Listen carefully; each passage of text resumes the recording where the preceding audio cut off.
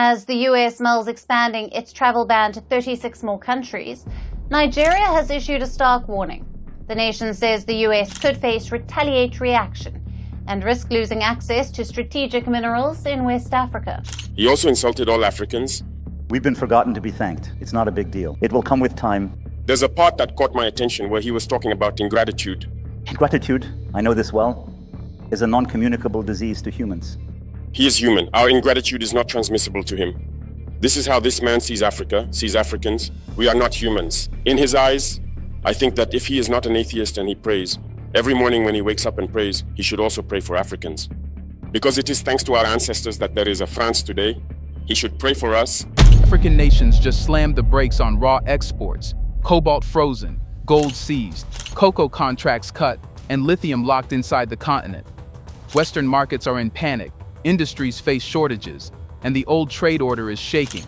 But what exactly happened that forced Africa to make this move now? Let's find that out.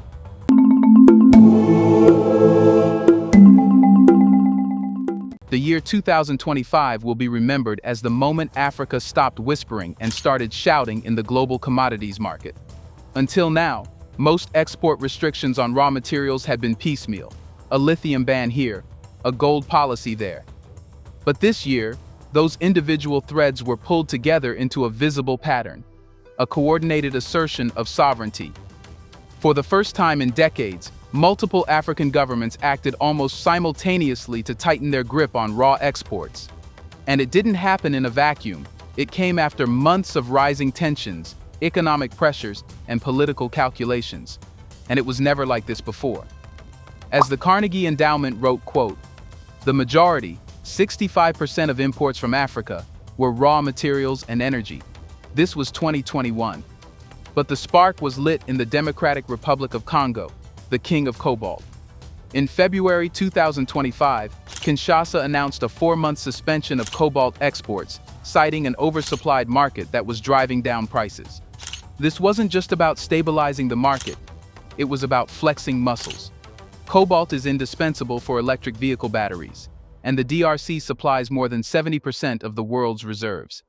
When the suspension was extended to September, mining companies like Glencore were left in limbo, and battery manufacturers in Europe and Asia scrambled to adjust their supply chain. The move signaled that Africa was no longer willing to allow market forces, dominated by foreign buyers, to dictate the value of its resources. Almost in lockstep, Zimbabwe reminded the world of its hard stance on raw materials.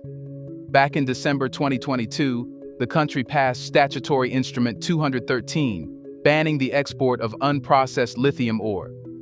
By 2025, enforcement of that ban had become stricter, and in June, the government doubled down by reaffirming a prohibition on raw chrome exports. This was no symbolic gesture. Zimbabwe's lithium and chrome are central to the global supply of critical minerals. For years, raw ore left Harare in bulk, only to be refined abroad and sold back at many times the price.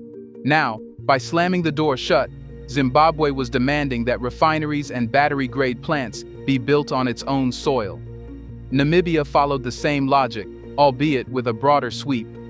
Since June 2023, it has prohibited the export of unprocessed lithium, cobalt, manganese, graphite, and rare earths. The aim was not simply to choke supply, but to force foreign companies, Chinese, European, and American alike, to invest in domestic processing. By 2025, that policy was no longer just a decree on paper. It had started to reshape negotiations with investors. Namibia's leaders made it clear, if you want access to our minerals, you will have to bring your smelters, concentrators, and jobs here. The wave didn't stop with minerals. In Burkina Faso, June 2025 brought the nationalization of 5 gold mines. Unlike a temporary suspension or selective ban, nationalization is irreversible. It signaled that Ouagadougou was prepared to take full control of its gold sector, one of the country's biggest revenue streams. International investors called it destabilizing, but the government framed it as an act of liberation, a way to end decades of plunder where foreign companies carted off gold while Burkina Faso remained one of the poorest nations in the world. Even countries not imposing outright bans chose this moment to rewrite rules. Botswana renegotiated its long-standing diamond agreement with De Beers in February 2025, ensuring a larger share of sorting and cutting would take place domestically. Meanwhile, in West Africa, Côte d'Ivoire cut forward cocoa contracts for the 2025-26 season after poor harvests, and Ghana reinforced its $400 per ton living income differential, both designed to shift leverage back to producers. The pattern was undeniable.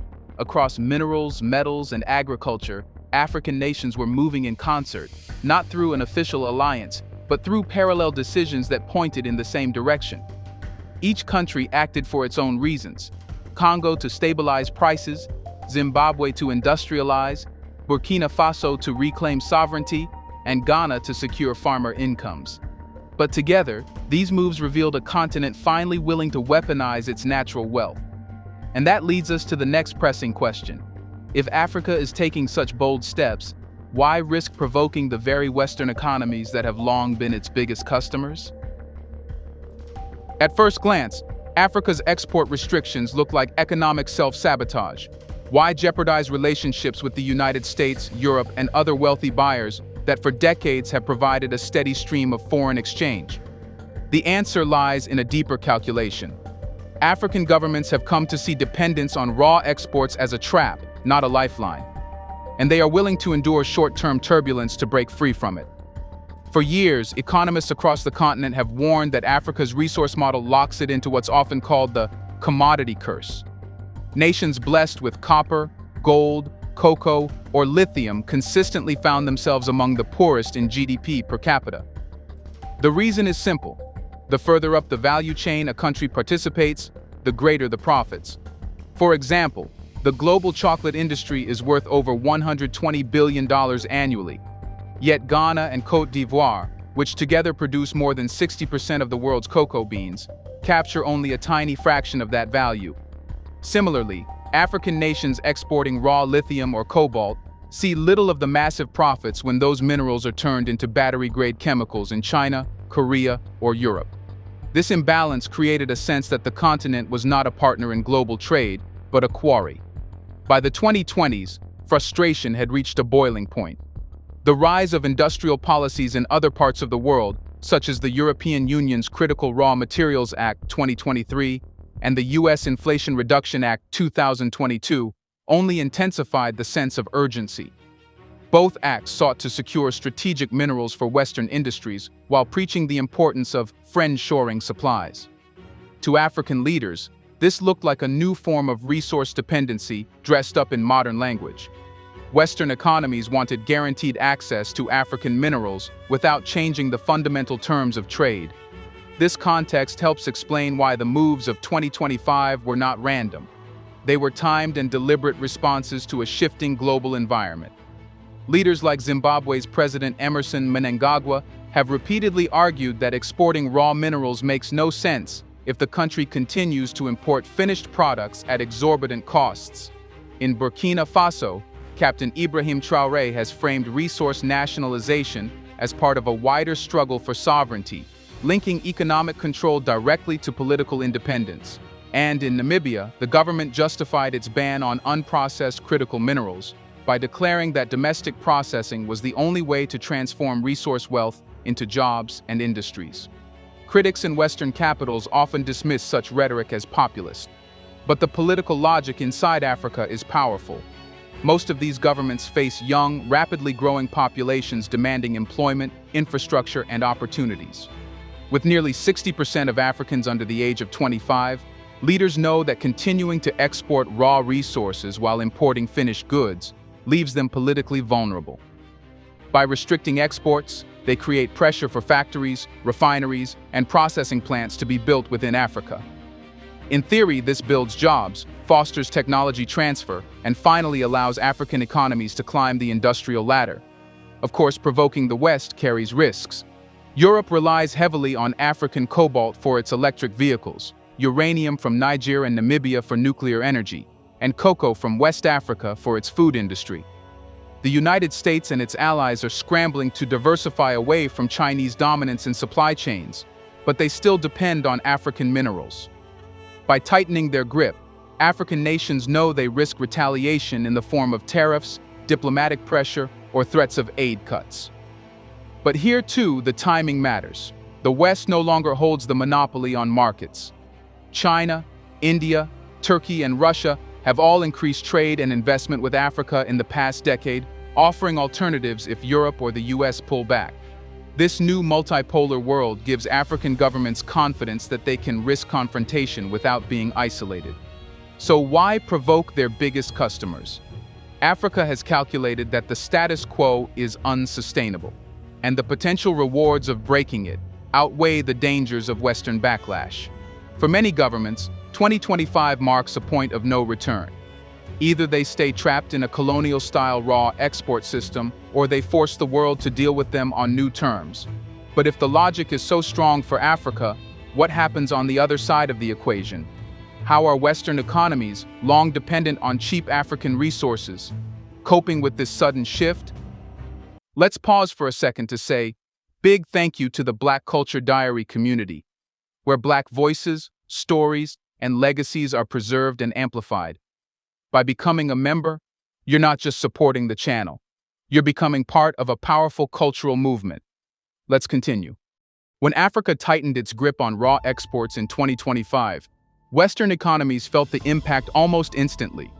Industries that had long treated African commodities as reliable, low-cost inputs suddenly faced shortages, delays, and price spikes. The ripple effects spread quickly from mining floors in Kinshasa to boardrooms in Frankfurt, London, and New York. For the first time in decades, Africa's decisions were not just shaping its own trajectory, they were directly unsettling the economic stability of the West. One of the earliest tremors appeared in the electric vehicle sector. Europe's car manufacturers, already under pressure to meet ambitious emissions targets, were suddenly confronted with cobalt uncertainty. When the Democratic Republic of Congo extended its cobalt export suspension into September 2025, supply chains that depended on uninterrupted flows of this mineral were thrown into chaos. Cathode producers in Germany and Poland warned of looming production cuts, while investors fretted over rising costs. Even Asian supply chains closely tied to Western automakers felt the crunch, proof that Africa's decisions no longer stayed within its borders but echoed through the global system. The chocolate industry in Europe offered another example of vulnerability. Côte d'Ivoire's decision to cut forward cocoa contracts for the 2025-26 season sent shockwaves through the markets. For decades, Europe had relied on predictable bean shipments to sustain a multi-billion-dollar chocolate sector. But with Ghana and Côte d'Ivoire enforcing higher prices through the living income differential and now cutting volumes altogether, major chocolate makers like Nestlé and Barry Callebaut were left facing spiraling costs and tightening margins. Reports of potential chocolate shortages began circulating in European media, not because cocoa trees had vanished, but because African producers were demanding a fairer slice of the profits. In the gold sector, Western traders faced a different kind of disruption. Burkina Faso's nationalization of 5 gold mines in June 2025 didn't immediately halt exports, but it reshaped ownership and profit flows. Foreign companies that once dominated the country's gold industry suddenly found themselves sidelined. For bullion banks and refiners in Switzerland and the UK, this raised uncomfortable questions. Would future gold shipments from Burkina Faso come with tighter state conditions or even reduced volumes? For an industry that thrives on predictability, uncertainty became the new norm. Energy markets, too, were shaken. Namibia's ban on unprocessed lithium, cobalt, and rare earths meant that Europe's plans for renewable energy and battery storage projects faced new hurdles. The EU's Critical Raw Materials Act of 2023 had emphasized securing stable supplies from trusted partners. Yet by 2025, Namibia's policies highlighted that Africa was no longer just a supplier, but a negotiator.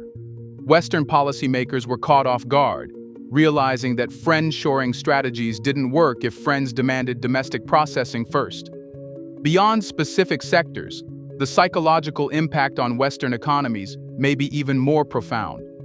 For decades, African supply chains were taken for granted, a steady stream of cocoa, gold, cobalt, and oil at predictable prices. Now, those assumptions have collapsed. Analysts in London have described the new environment as a strategic vulnerability, where Africa's policies could directly sway inflation, commodity prices, and even consumer products on Western shelves. That sense of vulnerability is unfamiliar to the West, which has long held the upper hand in setting trade terms. To cope, Western industries are scrambling for alternatives. Some are seeking new suppliers in Latin America or Asia. Others are considering investing directly in African processing facilities, even if it means higher upfront costs. Governments, meanwhile, are debating subsidies or stockpiling strategies to buffer against African policy shifts. But none of these are quick fixes. Building new supply chains takes years, and Africa's leverage is immediate. In many ways, this is exactly what African leaders intended. By disrupting the status quo, they forced Western economies to confront their dependence.